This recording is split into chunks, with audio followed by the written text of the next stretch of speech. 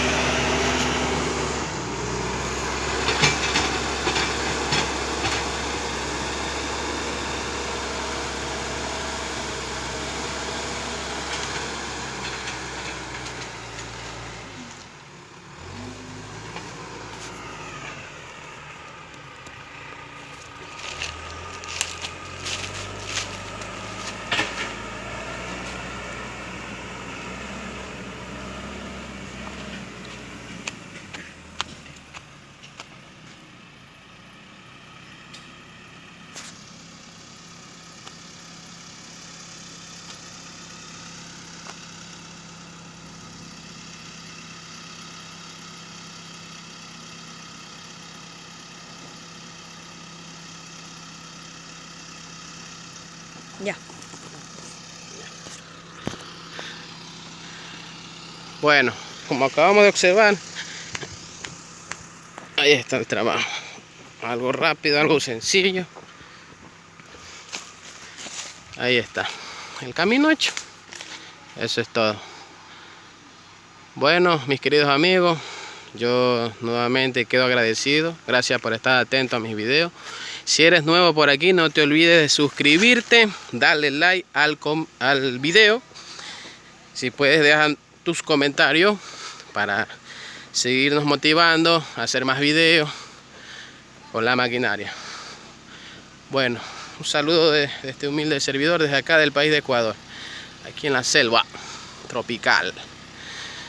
Bueno, saludos para todos, gracias a todos y nos vemos hasta el siguiente video. Chao, chao.